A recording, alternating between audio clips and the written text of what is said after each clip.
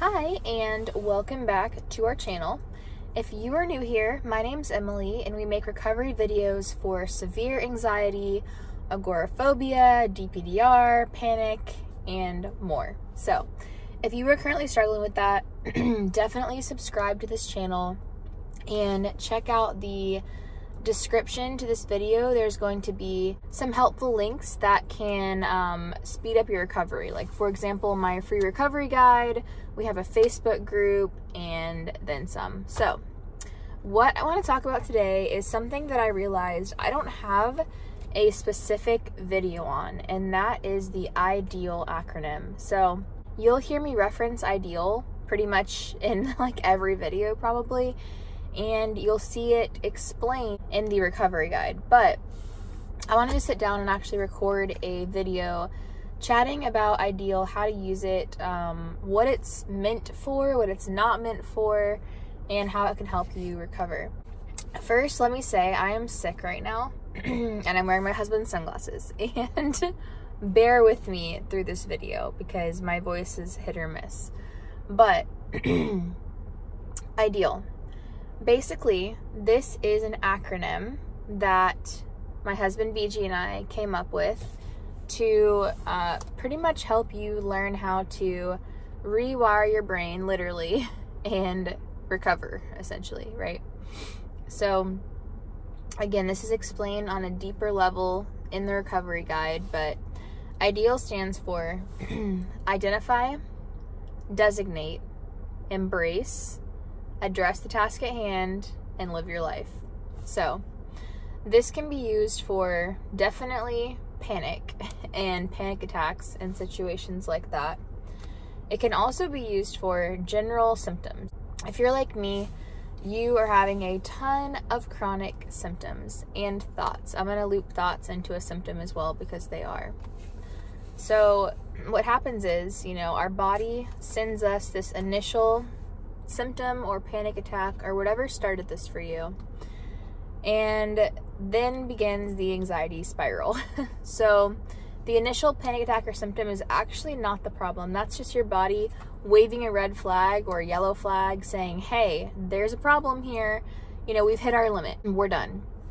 And then the cycle starts when we start essentially adding fear, focus, constant Googling, doctor to doctor to doctor, trying to fix this, fighting against it, not being able to let the symptoms be and let your body recover. So there's the problem. And it's a very easy cycle to get into. I got into it myself, obviously, and if you're listening to this, you probably did too. So how do you get out of it? Well, we've heard a lot about, you know, brain retraining, brain rewiring, all these buzzwords. And when I first heard them, I was kind of like, yeah, you know, it just seems like almost like not doing enough to recover, which is another one of the problems that can get us in this cycle. And so for me, I heard about this concept and I was kind of like, yeah, let me go to every doctor in the world first. Let me sit on Reddit for 24 hours a day trying to figure out a cure or a supplement or a medication or something that can help me recover. And then when the panic happened, it was just like my go-to was the ER because it was so intense and so scary, and I felt like I couldn't handle it. And every time it felt a little different, and it felt like that time it wasn't anxiety, you know? So again, this acronym is built to rewire your brain, rewire your response mechanisms essentially to what's going on in your body, and let your body heal itself. So let me give you a few scenarios. Let's take a panic attack first, right? You're sitting there, you feel that minute of kind of like impending doom. Uh-oh, here it comes, something bad's happening, you know. You feel all of the many symptoms rush in, whether it's derealization, your heart rate, chest tightness, focusing on your breathing, feeling like you're gonna faint. I could list symptoms all day. So this is starting to happen. Now for me, I remember when it was first happening, I would literally, like, maybe I was sitting on the couch relaxing. Well, relaxing is a strong word to use when I was in the anxiety cycle, but say I was sitting on the couch And it would kind of be that like shoot straight up, like, oh my God, here it comes, you know, what is this, what's happening? And then it would just be that immediate trying to get rid of the symptom or trying to save myself from dying by going to the emergency room. And for people, that's going to look different. You can find so many coping mechanisms online, right? You can go find lavender oil to sniff. You can go do X, Y, or Z. There's so many things that you can do to like help in the situation. But the problem is, in my humble opinion, that doesn't help in the long term for sure, right? And it usually doesn't even help that much in the short term. So another thing that I would do in the beginning is, you know, immediately go to the bathroom, because that was kind of like my safe space, and sit there and be shaking and nauseous and everything that came along with that. And I would sit there and I would watch YouTube videos like how to end a panic attack now and stuff like that. And obviously that didn't help, and that's not what helped me recover. And so what did help was using a similar acronym and kind of learning how to get my body to just not react basically to what was happening. And so using IDEAL, let's go through that. You're sitting there, the symptoms are starting, they're intense, they're scary. So identify. All right, okay, say I'm in the car. Let's just do that. Identify. Okay, I'm feeling derealization, I'm feeling my chest tighten up, I'm feeling my heart rate rising, I'm feeling a lot of symptoms. Okay. D, designate.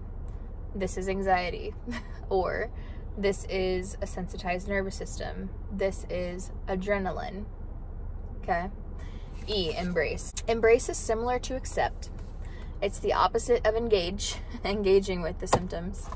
And so embrace is going to look like, especially when you read the whole guide, this is going to make more sense. But embrace is going to look like this. Okay.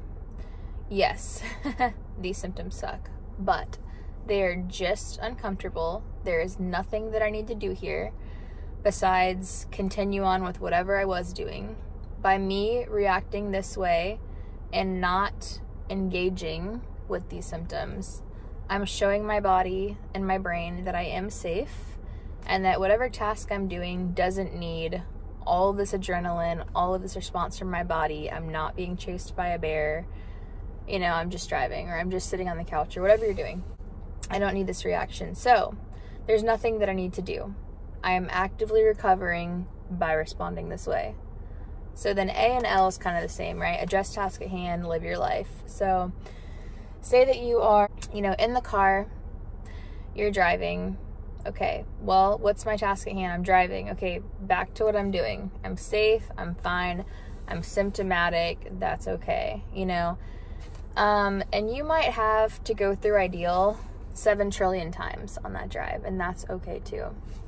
And so what's happening here is you're starting to break a cycle. And if you're like me, you know, this isn't your first panic attack, and you have had a lot of these, and you've reacted not this way, not using IDEAL for a long time. So it's a very hard cycle to break. You're swimming upstream, you're going against the grain, your body doesn't like this because it's trying to warn you that there's a problem, and you know, the next time it might warn you louder, and that's okay too, because your body's just trying to kind of like shake you a little bit and wake you up and say, hey, the lion's here.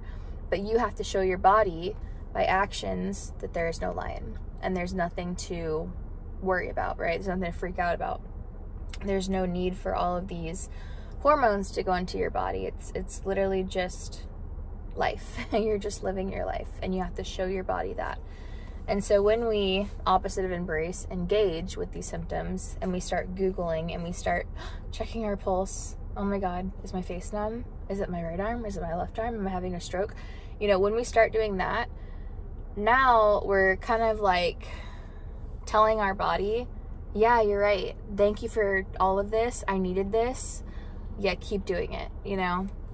So that's your panic attack example.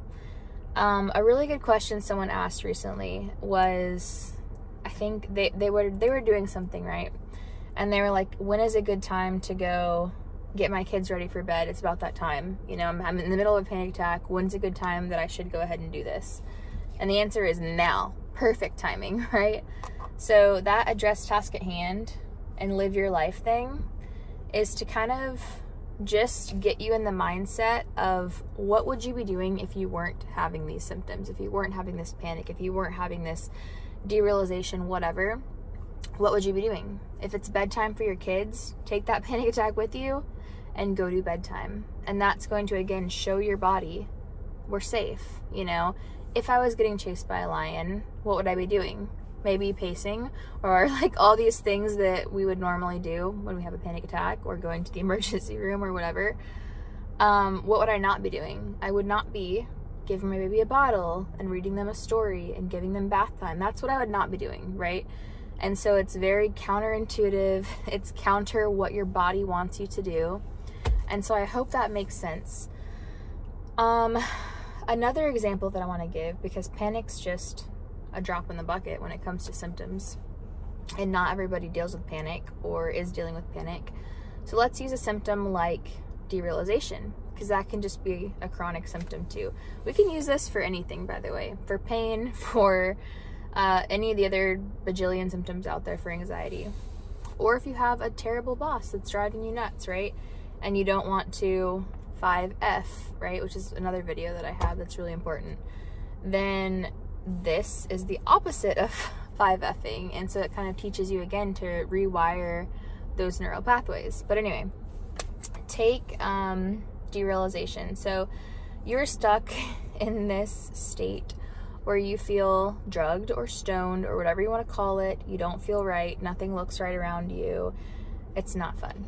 And so if you're dealing with that, it's very easy to 5F, to Google, to try to fix it, to try to change it, to sink into that hopelessness and frustration and even depression, and or, you know, panic or anxiety around it too.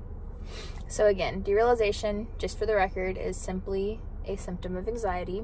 It's kind of the opposite of panic, but it's your body's way of trying to numb you out.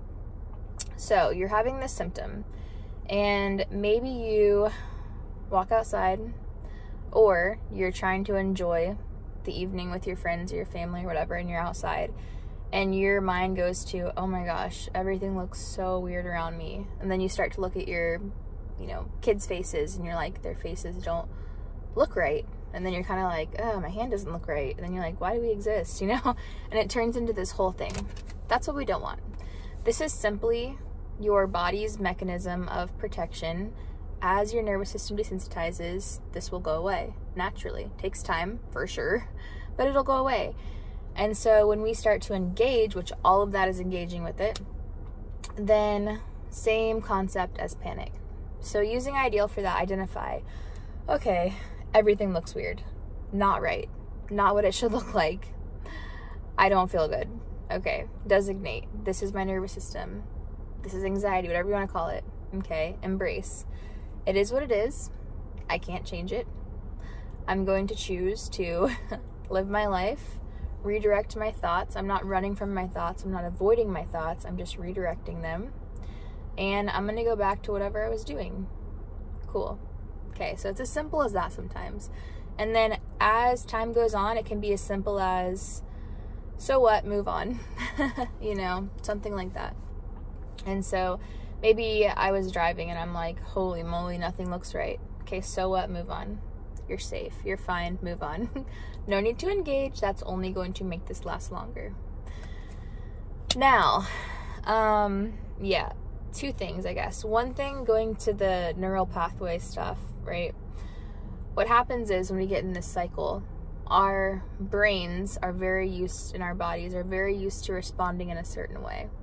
And so a book that I like is Winning the War in Your Mind by Craig Groeschel.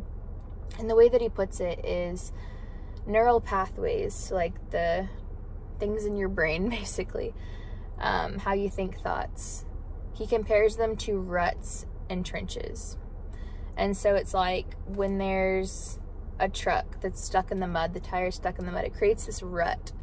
And so now it becomes easier and easier and easier to think a specific thought or react a certain way. And so if you're used to focusing on your symptoms 24/7 or Googling or whatever this habit is, then the more you do it, the easier it becomes and the more ingrained it becomes, and the harder it is to reverse. Not impossible though. So when he talks about trenches of truth is what he calls it. You know, it's taking the truth, which is what ideal does essentially, you know, and it replaces that thought. And so at first, it's going to be hard. It's not going to feel natural. And when I say at first, I could be talking months and months here, right? Like, it's not going to feel natural for a long time because you have that rut. And so your brain's going to automatically go to the rut. You're going to replace it with that trench of truth. And then over time, the new rut becomes the healthy rut. So I hope that kind of makes sense. This is what I'm about to say is like the most important part of this video. Ideal is not meant to take your symptoms away in the moment. So this is not a coping mechanism. A lot of times people use this and they're like, oh my God, I'm using it, but everything's getting worse. Well, one, you're not using it properly, because when everything's getting worse, oh my God, my symptoms, my symptoms, my symptoms. Well, now we're 5Fing, and that's the opposite of ideal. So we need to go back to I and start over and over and over and over and over. But more importantly, it's not to take the symptoms away. Yes, specifically with panic, over time it does help, because you kind of shorten your panic in a way, right? Most of the time, because you're not reacting as much. So your body only is processing this adrenaline dump. You're not adding more adrenaline to it. It'll burn out eventually. Doesn't mean that first dump wasn't really big though. So that's that. But yeah, when you first start doing it, especially, like, you're going against everything that your body is trying to do for you and tell you. So yeah, it's not going to be this coping mechanism that makes everything better and takes everything away immediately. But in the long run, it does, and it will, and it helps you recover. But I don't want you to use ideal and think, oh my gosh, it's not working, you know, because you're not going to see progress. It'd be like going to the gym and lifting some weights and you're like, oh my gosh, nothing's working. I don't have abs and I'm really sore. And it's kind of the same thing with ideal and anxiety recovery. It's like, one, I see no progress, and two, I'm really sore. Like, now I feel terrible the next day because my body's trying to warn me even louder. So recovery is a very strange journey. You know, it's very up and down, but this tool will 100% help you recover, as will pairing it with the 5Fs. So if you haven't already, watched that video. Download the free guide. If you're going through the guide, you're struggling, kind of getting stuck in those setbacks, you know, or you're not able to stay consistent, then apply for my group coaching, because that's an awesome way to stay consistent. It's how I personally recovered in a similar model, and that's what it's here for. So I hope this helped, and comment your questions for me.